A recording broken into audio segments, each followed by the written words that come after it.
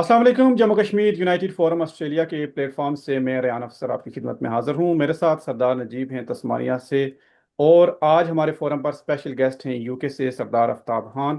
He is the CEO of Kashmir development foundation. He has done a lot of research work regarding many issues in Jammu and Kashmir.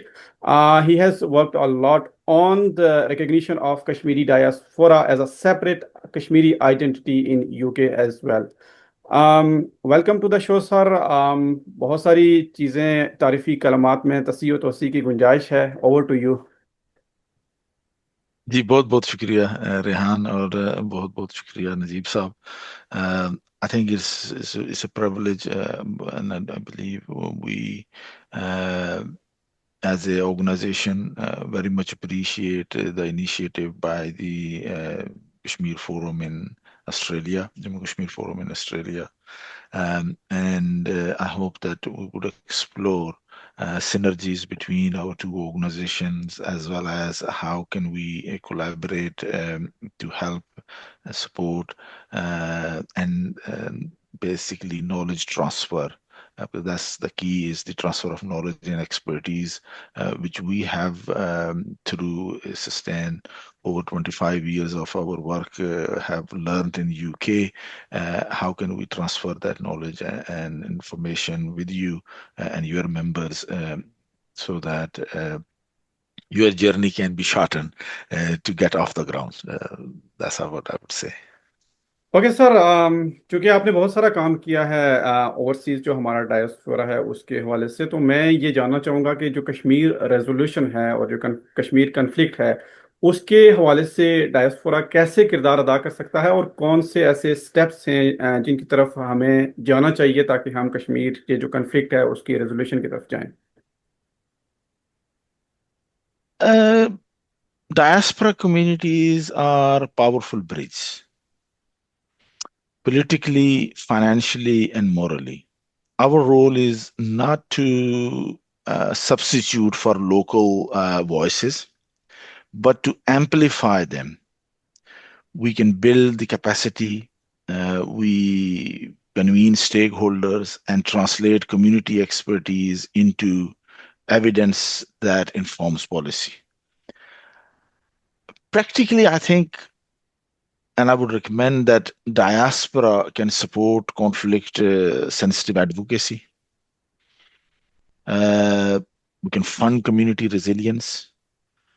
We can develop technical partnerships and create transnational platforms for dialogue, all while remaining accountable to people on the ground.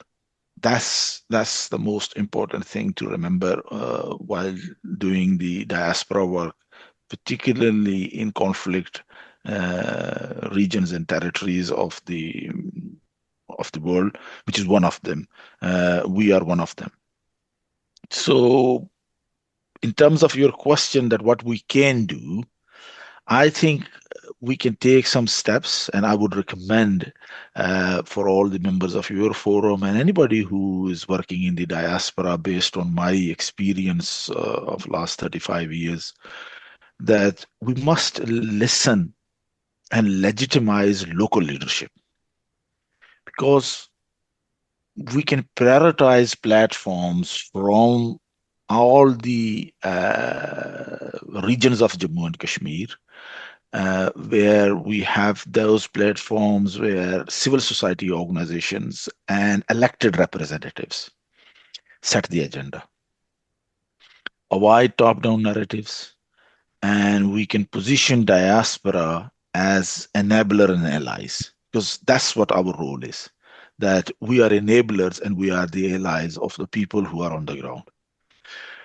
And then we can, number two, generate evidence for policy translation, because the international community, organization, governments, institutions, for them, linking them with the information and knowledge based on the activities and activism of the people on the ground is clearly, and we can translate that in our own context.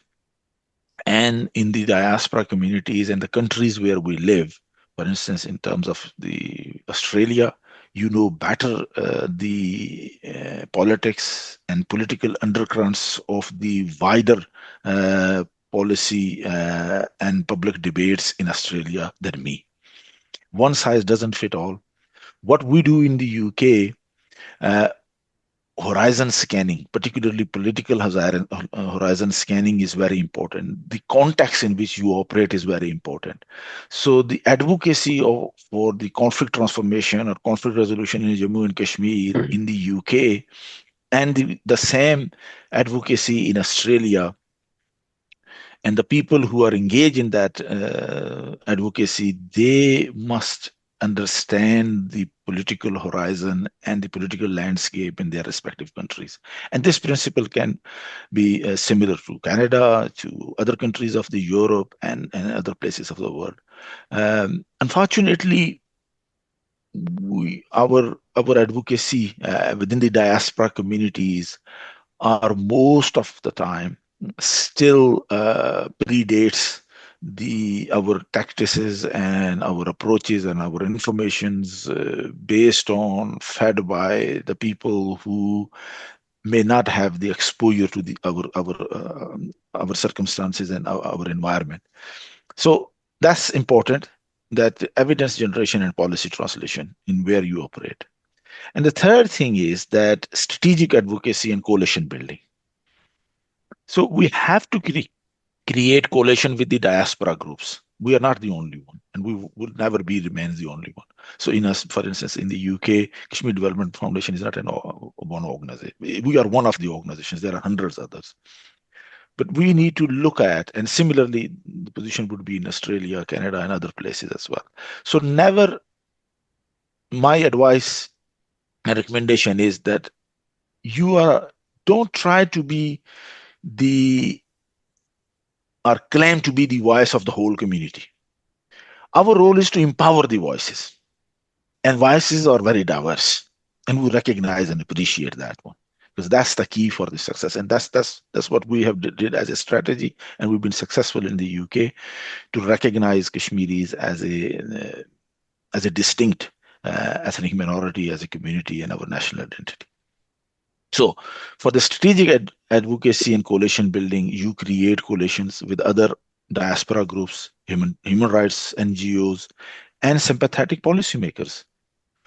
Coordinate targeted advocacy campaigns, parliamentary questions, for instance, where members of parliaments are very key. You early day motions, briefing papers for your um, members of parliaments, or even where your local or territorial or state assembly legislature, your councils, local authorities, because we have lots of issues which as immigrant communities we have in terms of integrations, job, hate crimes, community safety.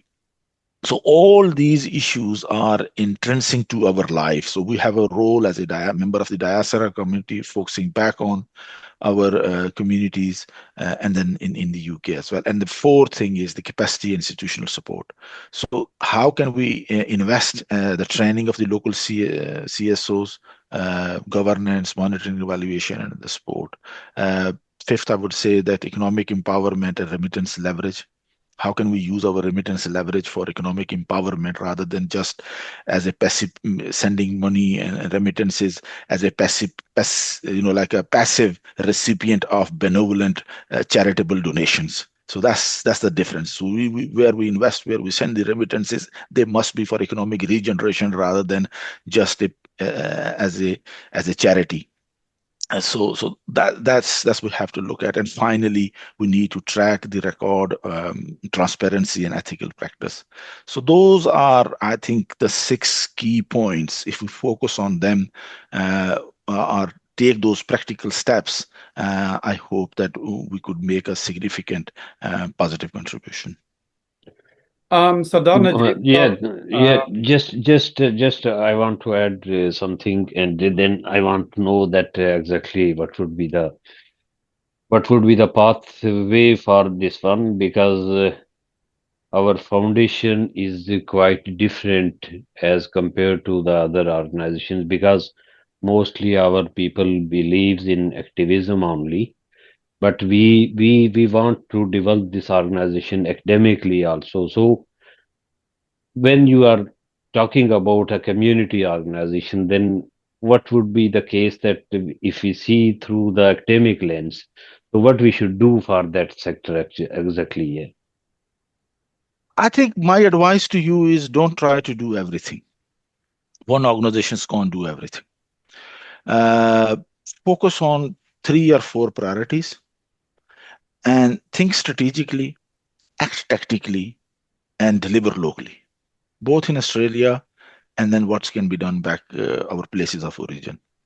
If you try to cover up everything and each and everything, your focus will be diverted and you won't be able to achieve much because our capacity is limited. We're all busy professionals. Most of us are immigrants. We have to establish our own selves. My advice is, and that's my, from the very young age, which my father gave me when I was started my activism back in 1987. You have only 24 hours in a day. Yeah. 12 hours you spent on your sleeping, eating, and your human needs. Your left is 12 hours. Out of those 12 hours, 8 hours is your job, study, whatever you do. Uh, and then you're left with 4 hours. In those 4 hours, you have to see your socialization, your health and well-being, your play, active, all other stuff, which left you only with 1 hour a day, a maximum 2 hour a day. If you want to commit yourself to this work, commit 1 day, 1 hour a day, every day for the rest of your life. Yeah. If you That's can do that one, yeah. and your organization and your members can commit that one, then you will be able to deliver something.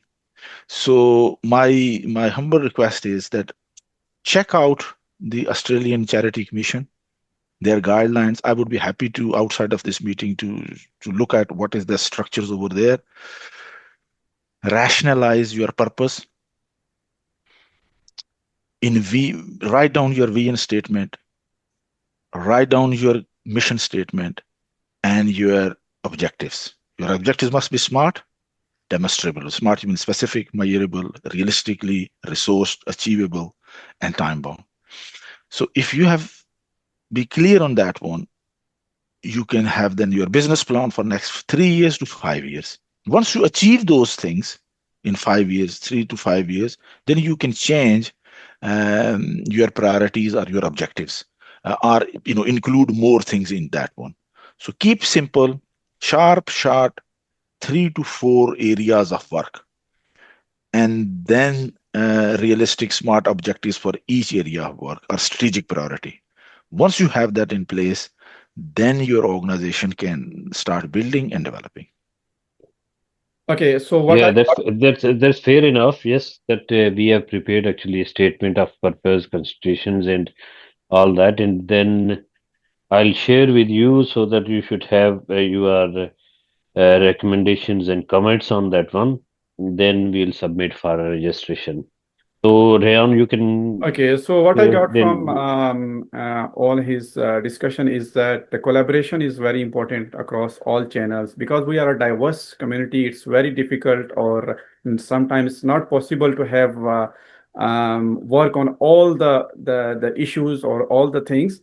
Everyone should work on their own capacity, and we should integrate all their work together under one umbrella. But recently, we saw that when the Jammu Kashmir Joint Awami Action Committee was protesting against all the for the human rights, basic rights of the people there, there was a lack of communication. There was a lack of integration between the overseas diaspora and the local community there. So, what are the key factors and what are the things we can do to make sure that in future, if we got any problem on ground, we, the overseas diaspora, are able to reach out to the people there on ground and help them in whatever way we can, and we can have a strong collaboration with each other. I think for my analysis, the Jammu Kashmir Joint Action Committee is one of the most powerful, emerging, uplifting, inspiring movement. They are not a single organization. Their infrastructure and their organizational structure is organically developed, and they have uh, started a campaign based on a clear charter of demand, which has significantly increased within 2 years, and it has diversified a lot as well.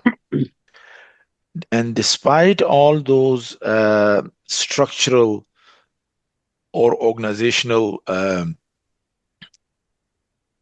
what I would say is that the initial outlines they haven't established as yet, but those outlines which they have set for them for the achievement of their charter of demand, and through their phenomenal resilience, self-sacrifice, and particularly the members of the core committee and everyone else, the public has entrusted everything to them, men, women, young, old. You have in the marches people from 8 to 9 years, young boys and girls, obviously, and females. Backbone of this whole movement is the women. You won't see them in the march or demonstration, but those are our sisters and our mothers and sisters who've been cooking the food, who've been supplying the things, are taking care of the household, their own, every household where all the men, young boys, and able-bodied, all the people are on the marches.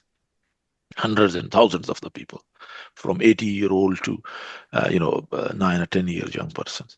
So from all those, when we look at, there are obviously three or four the areas, obviously, the agenda setting, broad-based participation, we recognize the momentum for institutional responses is delayed but positive. I would say at the end it's a positive outcome. Still, there is lots of things needs to be done to get it implemented. We have some pitfalls and we have some risks in that movement because our demands are fragmented.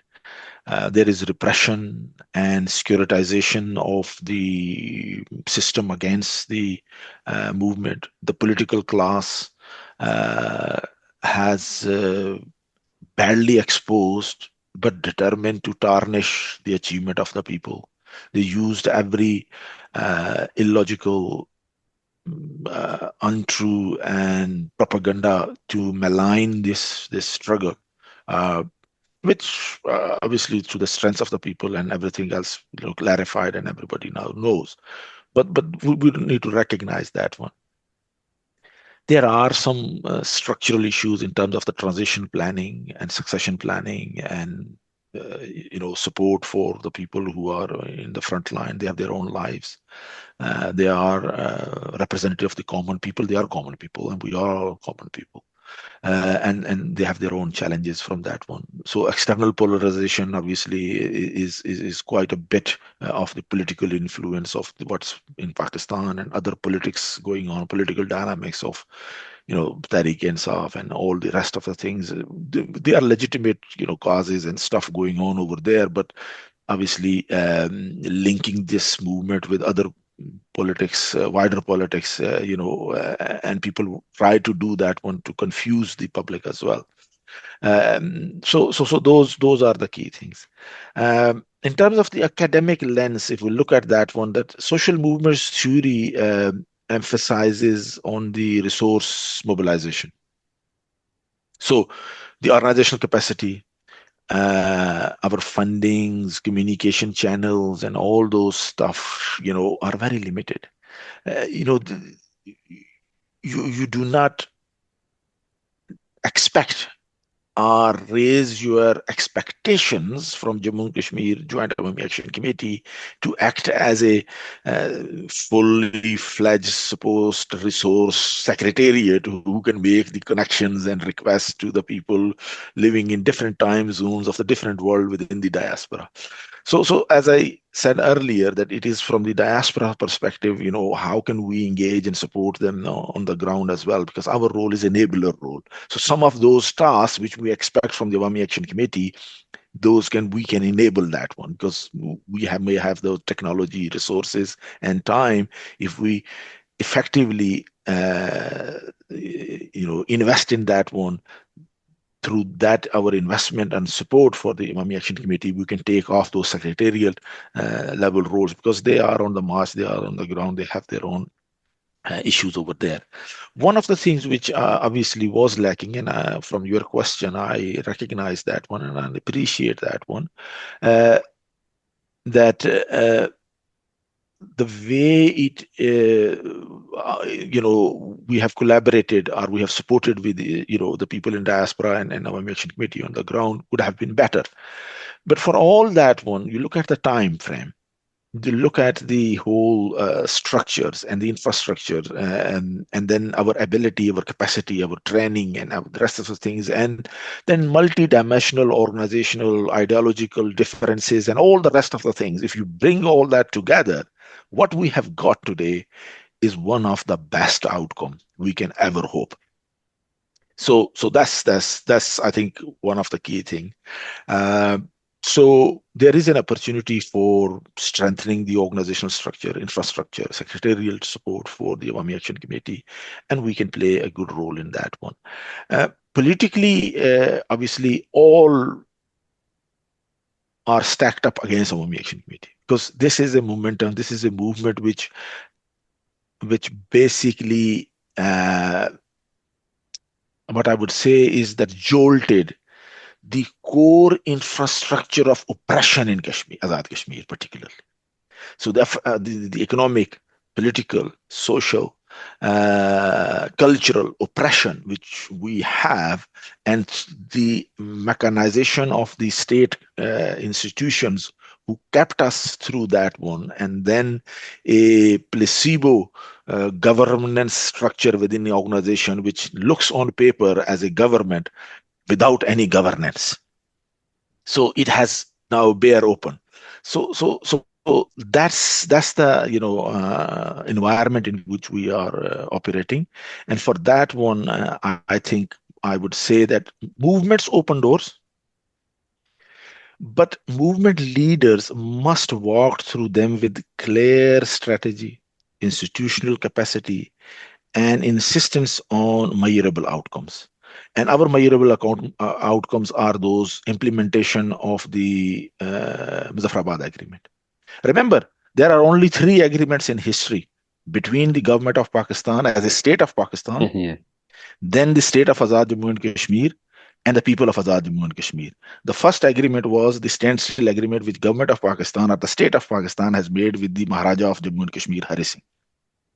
That standstill agreement then transformed into Karachi Agreement in 1949. From 1949 till 4th of October 2025, there was no other agreement between the people, Azad Kashmir government, and Pakistan. There are so many rules of business exchange.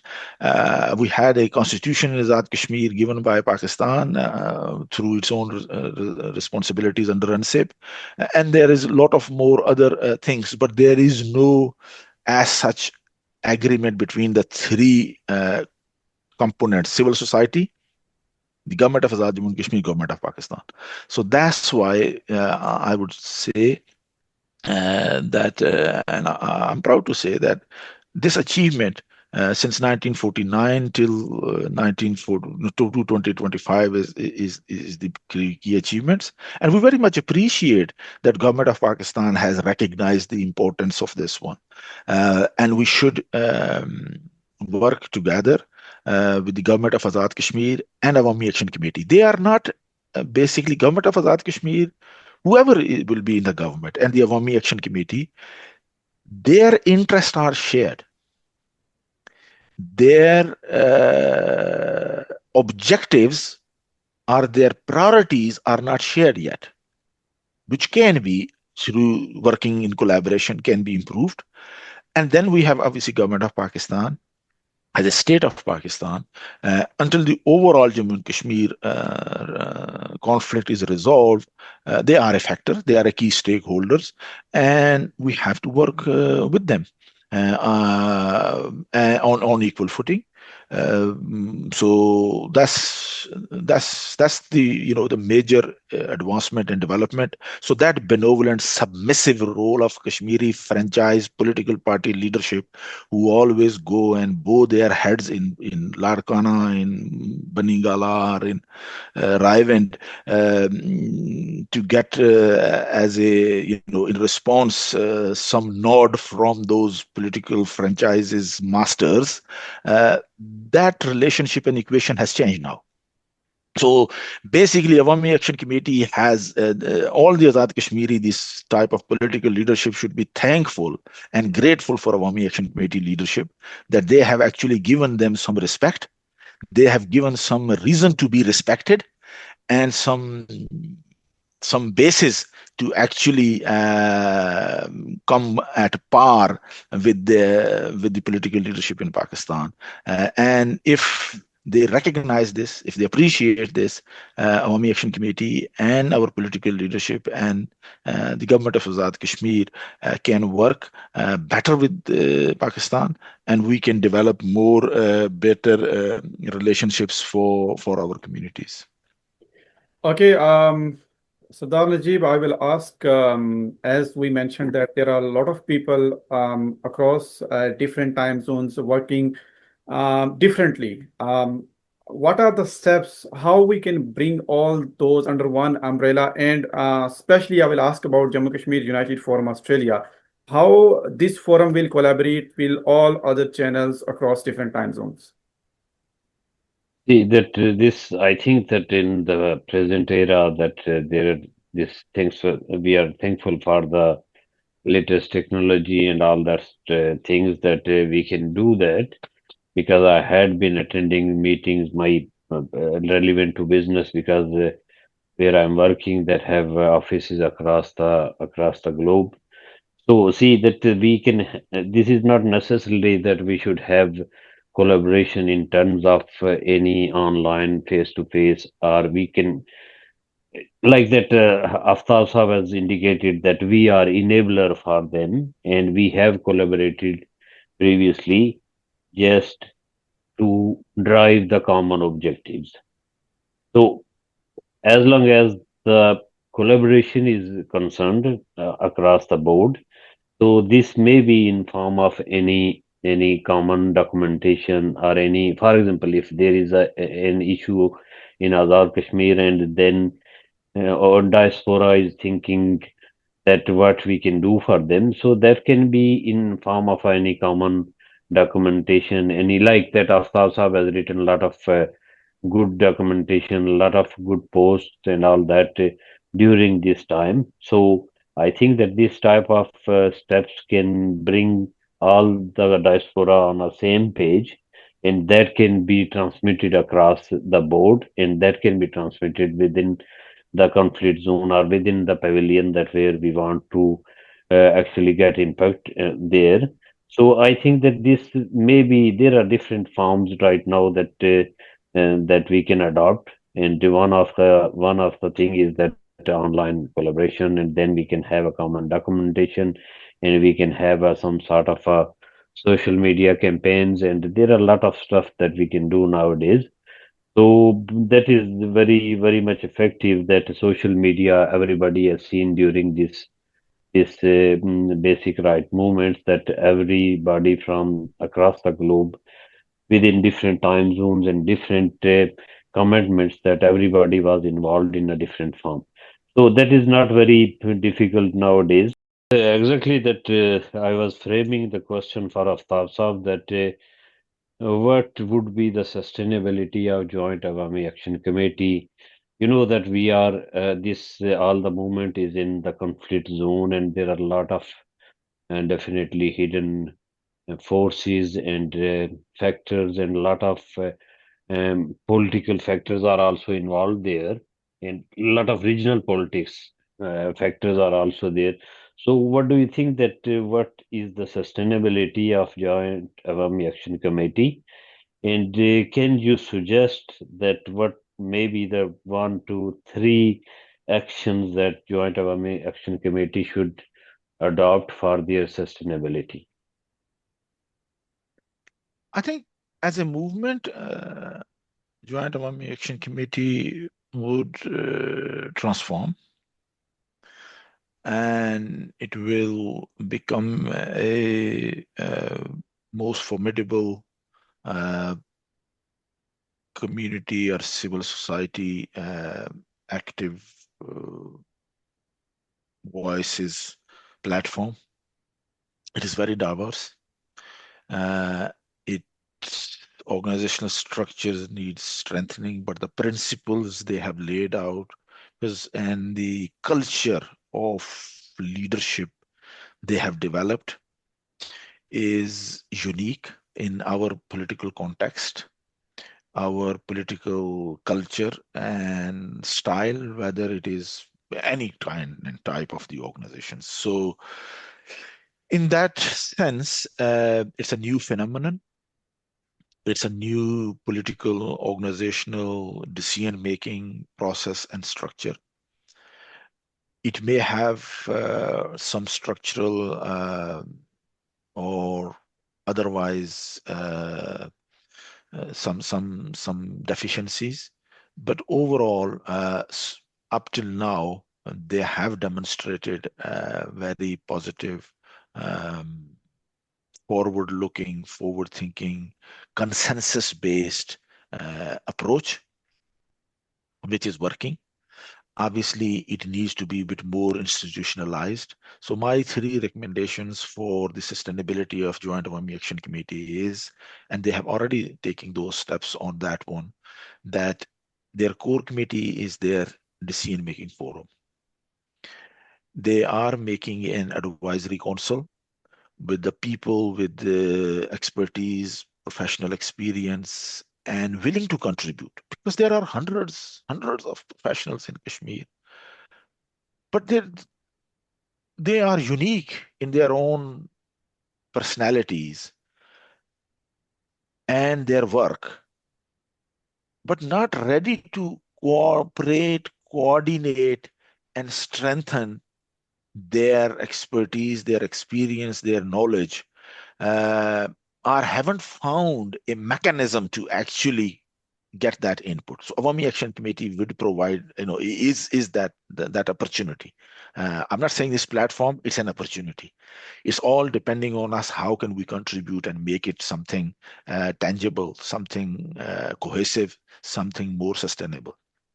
So from that perspective, each and every one of us who believe in the public emancipation, participatory governance, and empowering the voices of the people of the state of Jammu and Kashmir, who should support Awami Action Committee and their core committee members in developing those structures. So if, as I suggest that, and as I understand, the formation of the advisory council would be the first positive steps towards that one. But always remember, and I would always recommend that people who advise, they must recognize that it's not necessarily what advice they are giving must be accepted by the core committee of the Jammu and Kashmir Awami Committee. As we, in public service, we say that, if we are working in an offices in the public service, we advise, and the people who are elected, they decide. So the people of the Awami Action Committee, core committee, they will be deciding. And I would recommend any of professionals who wish to contribute into the strengthening and organization development of Awami Action Committee, that whenever they give an advice, please suggest three options. One, two, three. based on your advice, your research, your expertise, your knowledge, your subject matter specialism. Because Awami Action Committee core committee members are not subject matter specialists in each and every aspect of the statecraft. Yep. Most of them may never have served in any government department or any organization, but they are all resilient people. They are fantastic people. So we who have the knowledge and expertise and theoretical knowledge, practical knowledge and experience, uh, we must see how can we contribute and where we can contribute for the strengthening of the Awami Action Committee. And then if we suggest anything, we must suggest it in writing, and we suggest three options. Out of those three options, whichever the core committee chooses, that's their decision. And once they make their decisions, we follow their decisions. And if we create that culture, I think our collaboration will be strengthened and it will enhanced and it will be refined, but it will take time, 3 to 5 years. Yep.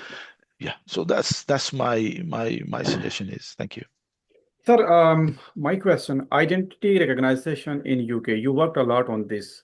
Yes. Where we stand in this perspective in UK at the moment, and if you have achieved something, what are the suggestions for the other communities across other countries? What steps they can take to achieve this goal? See, every country in the world, and particularly in the advanced world, they do every 5 years or 10 years their census. Census is basically a mechanism through which each country establishes the number of their population numbers, characteristics, and needs. It varies in structures a little bit here and there. Primarily, obviously, it's a United Nations Statistical Commission, and that governs the statistical, health, education, poverty, age. There were diverse factors. So census is one of the core area, and then there are other censuses like the labor force survey, health survey, other surveys. State governments, national governments, they all do that one. So the main thing is that whichever country you live in, does Kashmiris have a data code as a community for them or not?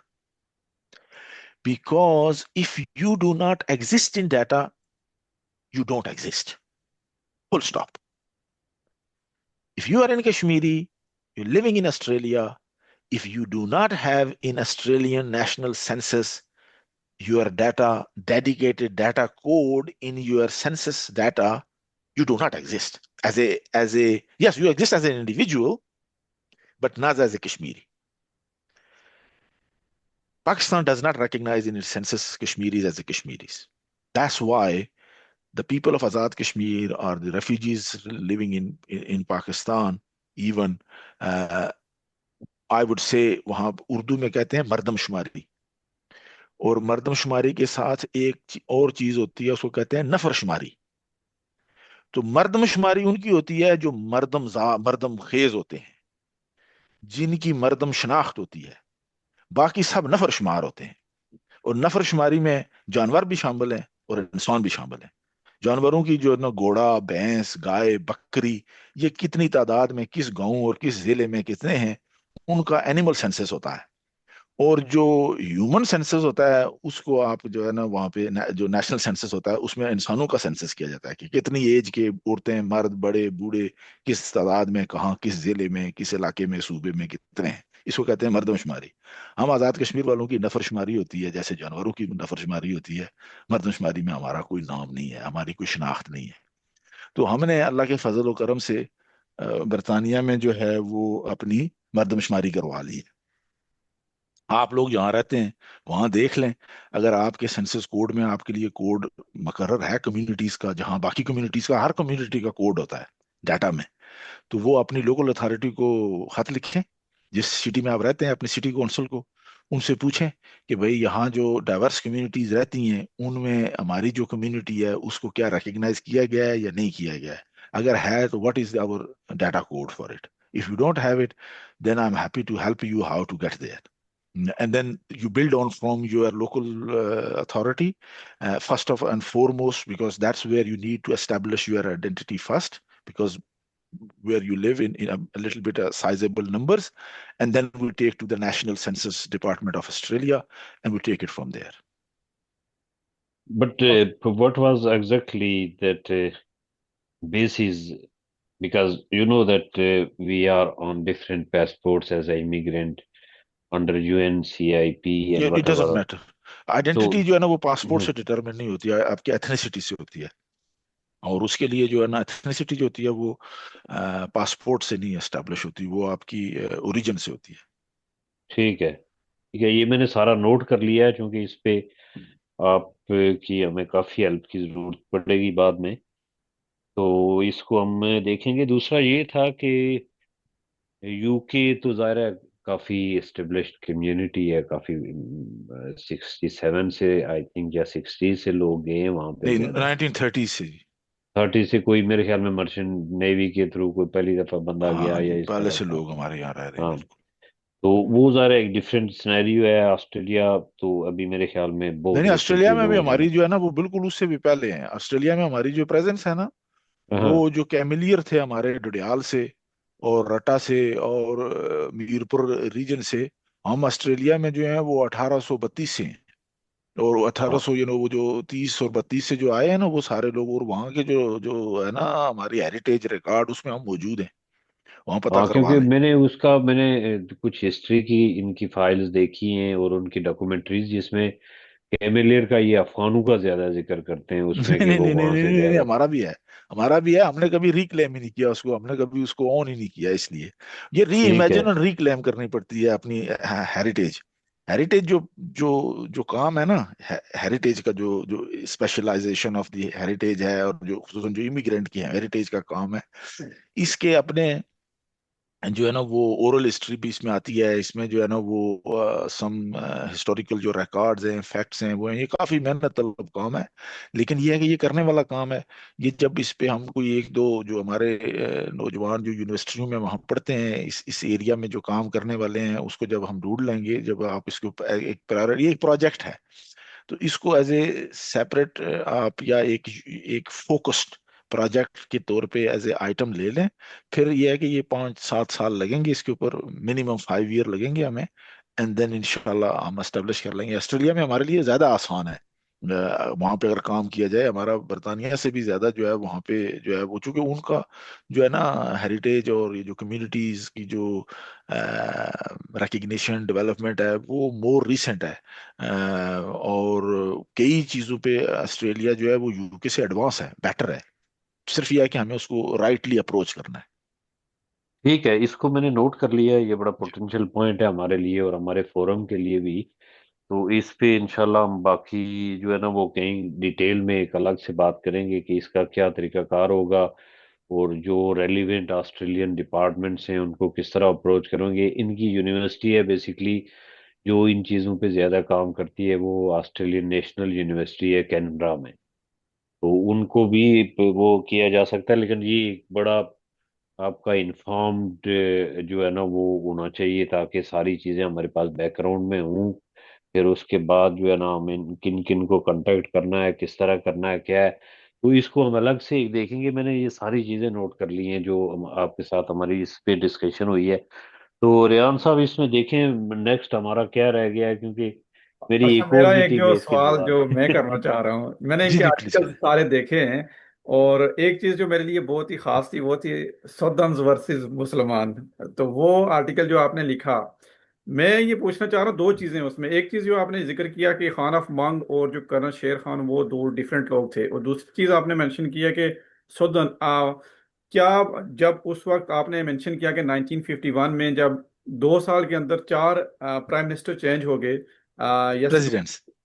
सदूर change हो गए, तो क्या वो पूरी रियासत की तहरीक नहीं थी, जस्ट सिर्फ पलंदरी वालों की तहरीक थी, या एक सदन कम्युनिटी की तहरीक थी कि उसको सदन वर्सेस मुसलमान नाम दे दिया गया? और दूसरा, ये जो दो खान ऑफ मांग और जो कर्नल शेर खान, इनके दरमियान जो एक वो है कि कुछ लोग समझते हैं कि सेम पर्सन है, तो इसके बारे में मैं जानना चाह रहा हूँ।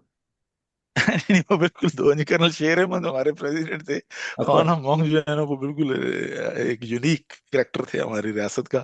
सही। یہ بڑا ہسٹری والا سبجیکٹ ہے، اور میں تو چونکہ اس لیے کہ میں نے جو اس کے جو اوریجنل کریکٹرز ہیں میں نے ان سے بھی ملا ہوں اور انہی کے زبانی یہ چیزیں سنی ہیں، अच्छा। سو اس لیے میری فرسٹ پرائمری ریسرچ ہے، میری کوئی سیکنڈری سنی سنائی باتیں نہیں ہیں۔ میں نے جو ہے وہ غازی شیر دل جو تھے، جو اس پوری جو موومنٹ کی جو بیس تھے، یعنی ان سے بھی ملا ہوں۔ اور اس کے علاوہ جو ہیں وہ ہمارے جو باقی جو اس تحریک کے بہت سارے کریکٹرز ہیں ان میں ان کے ساتھ میرا رہا ہے، میرے دادا بھی ان میں تھے، شامل تھے۔ تو وہ ایک یہ جو تھا نا سدن مسلم جو لڑائی والی بات تھی، یہ تو چونکہ پھیلائی گئی تھی نا، अच्छा। جو پی سی کو، جو پاکستان پنجاب کے اسٹیبلری جب لائی گئی، تو ان کو مطلب جب آرڈر دیا گیا کہ آپ لوگوں نے مارنا ہے ان لوگوں کو یا ان کے اوپر تشدد کرنا ہے، جو کچھ بھی کرنا ہے، تو وہ مطلب یہ واٹ آئی سے اس کے ان کو بیسیکلی اس چیز پہ تیار کرنے کے لیے کہ بھئی یہ جن کو تم مار رہے ہو یہ کوئی مسلمان نہیں ہے یہ تو وہ اس لیے وہ ایک کنفیوژن ہوتا ہے ٹیکٹیکل، یہ کنفیوژن ہوتا ہے جو جب آپ ڈپلائمنٹ کرتے ہیں سیکورٹی فورسز کو، تو جو سیکورٹی فورسز کے جو اہلکار ہوتے ہیں ان کو آپ جب بیونڈ دی لا جب کوئی ایسے ایکشنز کرنے کے لیے آرڈر دیتے ہیں، تو چونکہ وہ ہیومن بینگ ہوتے ہیں ان کا ایک کنسنسس مطلب ان کا کانشیس تو ہوتا ہے نا، ऐसे ही। تو جب وہ آپ ان سے وہ کام کروانا چاہیں تو آپ نے ان کو مینوپولیٹ کرنا ہوتا ہے کہ بھئی یہ کیسے جو ہے نا یہ جو آپ کام کا آپ کو حکم دے رہے ہیں کرنے کا، تو جس پاپولیشن کے اوپر آپ یہ انفلکٹ کر رہے ہیں ان کو آپ نے ان کی کوئی بھی ایسی چیزیں بتانی ہوتی ہیں کہ جو ان کے جذبہ حب الوطنی کو، یعنی جو سیکورٹی فورسز کے اہلکاران ہوتے ہیں، اس کو آپ نے اگنائٹ اور اس کے اوپر جو ہے نا وہ آپ نے ایک اسموک اسکرین کریٹ کرنی ہوتی ہے۔ تو یہ جو سدن ورسز مسلم والی بات ہے، یہ بیسیکلی وہ اسموک اسکرین کریٹ کی گئی تھی اس موومنٹ کو کوئل کرنے کے لیے، جیسے ابھی عوامی ایکشن کمیٹی کے دوران یہ سارے جتنے ہمارے سیاسی اور پاکستانی، یہ انڈیا کی سپانسرڈ ہے، یہ سارے راہ کی فنڈڈ تحریک ہے، اور یہ سارا جو بکواسات کرتے رہے ہیں یہ، تو یہ بیسیکلی ویسا ہی ایک اس وقت تھا، کیونکہ آج اس وقت یہ کرنسی نہیں تھی सही सही। اتنی زیادہ۔ ویسے تو اس کو فاطمہ جناح کو بھی بعد میں جو ہے نا 62 میں جب الیکشن ہوئے تو اس کو بھی انڈین ایجنٹ قرار دیا گیا تھا، اور سارے جو پاکستان کے جو سور وردی سے لے کے ساروں کو، لیکن یہ ابھی جب 52 کی جو ہماری تحریک چلی تھی تو اس وقت یہ چونکہ کرنسی نہیں تھی، अच्छा। تو یعنی پولیٹیکل کرنسی یا پولیٹیکل جو اسموک اسکرین کا جو تھا نا یہ version of the political screening جو تھی وہ نہیں تھی، تو اس لیے یہ وہ کریٹ کیا گیا تھا۔ باقی جو اس کی ہے نا اوریجن یا اس کی بیسس، وہ بیسیکلی ویری سمپل تھیں، اس میں کوئی جس طرح سے راولا کوٹ میں ہماری تحریک چلی ہے نا آٹے کے، اور پھر بجلی کا بھی اس میں شامل ہوا، تو یہ بیسیکلی ایک لا انفورسمنٹ کا پولیس کا ایک ایشو تھا، پولیسنگ کا ایک ایشو تھا۔ وہ सही सही। ہمارے بہرحال گاؤں میں جو تھیں وہ ایک خاتون تھیں، ان کی کوئی اپنے خامن سے ناچاکی ہو گئی تھی، وہ طلاق ہو گئی اس کو، انہوں نے پولیس والوں کو پلندری سے جو ہے نا وہ پیسے دے کے جو کچھ بھی کیا وہ بلایا، تو وہ بیسیکلی اس خاتون کو پولیس والے وہ گرفتار کر کے لے کے جا رہے تھے، جو ہمارے ایریے میں اس دور کے آپ ٹائم پہ دیکھیں اور آج بھی میرے خیال میں شاید ایسا ہی ہے، تو یہ सही بڑی انہونی سی بات ہوتی تھی، اور ہمارے لوگ ایسی چیزیں جو ہے نا وہ خواتین کو پولیس کو، اور مرد پولیس اس وقت تو خواتین پولیس تھی ہی نہیں آزاد کشمیر، सही। مرد پولیس والے تھے، ہوتے ہی تھی مرد پولیس تھی، تو وہ ایک خاتون کو گرفتار کر کے لے کے جا رہے تھے، تو وہ جو غازی شیر دل جو تھے وہ بڑے لیجنڈری فگر ہیں کشمیر میں کی موومنٹ میں 47 کے، تو सही। ان کے گھر سے جب وہ اوپر راستے سے ان کی جو جسے ہمارا ویڑا کہتے ہیں، जी। تو وہاں سے وہ راستہ چڑھتا تھا، تو وہاں سے وہ لے کے جا رہے تھے پولیس والے، تو انہوں نے پوچھا پولیس والوں سے کہ یار یہ اس عورت کو کیوں پکڑ کے تم لے کے جا رہے ہو، کس نے تمہیں یہ کہا ہے کہ خاتون کو پکڑ کے لے جاؤ؟ अच्छा। تو وہ جو کو پولیس والے تھے وہ پتہ نہیں کدھر کے تھے، हम्म। انہوں نے تھوڑی سی بدتمیزی کی خان صاحب سے، غازی شیر دل صاحب سے، شیر دل صاحب جو بزرگ بتاتے ہیں، اور چونکہ میں نے غازی شیر دل صاحب کی زبانی خود سنا ہے پلندری ریسٹ ہاؤس میں، تو میں اس لیے میری پرائمری ریسرچ ہے، اس میں کوئی دو رائے نہیں ہے، सही। تو وہ انہوں نے ان کو منع کیا کہ بھائی یہ جو بھی معاملہ ہے خانگی معاملہ ہے ہم اس کو حل کر لیں گے، اس طرح سے کوئی مطلب آپ جو ہے وہ رہنے دیں اس کو، میں ذمہ داری اٹھاتا ہوں، تو شاید ان کو ان کے بارے میں نہیں پتا تھا، انہوں نے کوئی بدتمیزی شتمیزی کی ان سے، अच्छा। تو اس پہ جو ہے وہ وہاں کے لوگوں نے ان پولیس والوں کو پکڑ لیا ان کو، اور ان سے بندوقیں شندوقیں بھی لے لیں، اور ان کو مطلب جو بھی تھوڑا بہت جو ہمارا ہوتا ہے اس طرح سے بدتمیزی کرنے والوں کے ساتھ، ان کو تھوڑا بہت کر کے انہوں نے بھگا دیا۔ ناشتہ۔ اب وہ جب واپس گئے تو وہاں سے جا کے انہوں نے پلندری تھانے میں بتایا کہ ہمارے ساتھ یہ ہوا۔ وہاں سے پھر وہ جو پولیس والے تھے وہ کہ وہ جو پنجابی پولیس اس وقت جو ایس پی ہوتے تھے وہ پاکستان سے ہوتے تھے، آزاد کشمیر پولیس میں جو آفیسرز ہوتے تھے وہ نہیں تھے، ان کو بھی نہیں پتا تھا۔ تو اس طرح سے وہ پھر ایک کانفلکٹ بنا بڑا، پھر آگے چلا۔ اور اس وقت چونکہ پولیٹیکلی خان جو سردار ابراہیم صاحب کی گورنمنٹ کو بھی اتارا گیا تھا، کرن شیر احمد چونکہ پلندری کے ہی رہنے والے تھے، ٹھیک ہے۔ وہ بھی پولیٹیکل ڈائنامکس بھی تھے۔ تو اس طرح سے یہ چیزیں جو ہیں وہ انٹرمنگلڈ ہوئی۔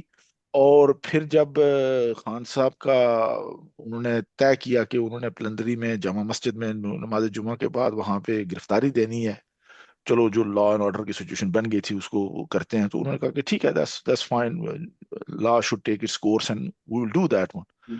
تو وہ جمعے کی نماز کے بعد جب وہ طے یہ ہوا کہ خان صاحب جو غازی شیر دل صاحب تھے ان کو ہتھکڑی نہیں لگائی جائے گی، ان کو گرفتار کر کے وہ خود گرفتاری دیں گے جمعے کی نماز کے بعد پلندری مسجد میں، اور اس کے بعد جو ہے وہ جو لیگل جو پروسیجر ہے اس کو کر دیا جائے گا۔ تو یہ طے ہو گیا۔ ٹھیک ہے۔ تو وہ جو پولیس والے جو آفیسرز تھے جب انہوں نے ہتھکڑی لگائی تو انہوں نے خان صاحب نے جب اپنے غازی شیر دل صاحب نے جب اپنی گرفتاری کے لیے انہوں نے کہا کہ ٹھیک ہے ہم چلتے ہیں پولیس کے ساتھ، تو وہ کوئی پولیس والا جو تھا وہ باہر سے تھا، وہ ہمارا نہیں تھا لوکل، اور ہماری روایات سے بھی اس کو نہیں تھا جانتا جو آفیسر تھا۔ ٹھیک۔ تو کہتے ہیں کہ اس نے گالی بھی دی اور ساتھ کہا کہ ان کو ہتھکڑی لگاؤ۔ ہوں۔ تو اس پہ جو ہے وہ خان امنگ بھی وہاں موجود ہے، تو انہوں نے کہا کہ نہیں یہ خان اب چونکہ اس نے بدتمیزی بھی کی ہے اور اس نے وعدہ خلافی کی ہے تو اس کو لگاؤ نا ہتھکڑی۔ ہوں۔ تو وہ بجائے کہ وہ غازی شیر دل کو لگاتے انہوں نے جو بھی وہاں سپرنٹینڈنٹ پولیس تھا یا ڈی ایس پی تھا اس کو انہوں نے لگائی۔ اچھا۔ اور اس کے بعد پھر لوگوں نے جو ہے وہ ان کے ساتھ جو ہے وہ جو بھی ہوا وہ پولیس تھانے پہ قبضہ ہو گیا، بعد میں پھر وہ چیزیں چلی۔ تو یہ ٹھیک۔ ایسے پھر یہ ایسکیلیٹ ہوا، لیکن بعد میں جب یہ پنجاب کانسٹیبلری آئی، ایک ریجمنٹ آئی، تو اس کے بعد پھر بہت ساری اور یہ لمبی داستان ہے، وہ میں اس میں نہیں جانا چاہتا۔ اگر کسی وقت ہماری اس موضوع پہ بات ہوگی تو انشاءاللہ جی میں جی آپ سے ضرور۔ شیئر کروں گا جو میں نے اپنے بزرگوں سے یا لوگوں سے اس وقت کے سنا ہے۔ تو یہ ہے کہ یہ اس میں ملٹی ڈائمینشنل ہے، یہ ایک yes there is a incident which instigated it but it has a very deep rooted جو ہماری گورننس کا آزاد کشمیر کا اس دور میں جو ڈس امپاورمنٹ، ڈس انفرنچائزمنٹ، اور جو ہمارے آزاد کشمیر کی اس وقت جو ہے ففٹیز میں جو ایڈمنسٹریشن کا جو اوور بیئرنگ جو رول تھا وزارت امور کشمیر کا، یہ اس کے خلاف ایک ریوالٹ بن گیا۔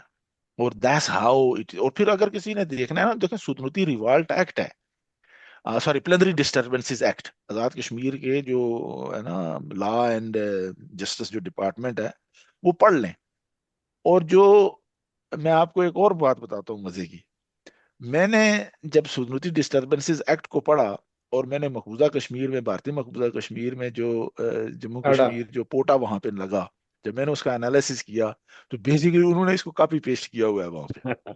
تو ابھی جیسے جو ہے نا یہ گلگت بلتستان میں ہمارا جو ہے نا وہ انہوں نے موقوف کیا تھا اسٹیٹ سبجیکٹ، تو 35A تو انڈیا نے ابھی 5 اگست کو ختم کیا ہے نا، پاکستان نے 1962 میں ختم کر دیا تھا، تو انہوں نے کاپی پیسٹ سے کیا ہے ادھر۔ تو یہ بہت ساری چیزیں ادھر ادھر کرتے رہتے ہیں۔ ابھی دیکھیں نا یہ جو ابھی عوامی ایکشن کمیٹی کی تحریک چلی ہے، اس میں آزاد کشمیر میں بہت سارے سرکاری ملازمین کو معطل کیا گیا ہے۔ ٹھیک وہ ہے۔ گورنر سکسینا جو ہے نا، سوری نر سکسینا جو آج کل مقبوضہ کشمیر کے گورنر ہیں، ان کی روح الہول کر گئی ہے کسی میں یہاں پہ آزاد کشمیر میں جو ہمارے انتظامیہ نا ان میں، یہ بیسیکلی وہی جو وہاں پہ وہ کر رہے ہیں نا مقبوضہ کشمیر میں جو آج کل کے گورنر ہیں ان کے آرڈر پڑے، اور یہ مظفر آباد والوں نے جو ابھی یہ عوامی تحریک کے اندر جو ملازمین کے اوپر کیے ہیں وہ کاپی پیسٹ ہوئے ہیں۔ تو یہ بیسیکلی جو ہے نا ایک دوسرے کی کاپی پیسٹنگ کرتے رہتے ہیں۔ تو بہرحال ہماری یہ جدوجہد ہے، اللہ پاک ہمیں اس میں کامیاب کرے۔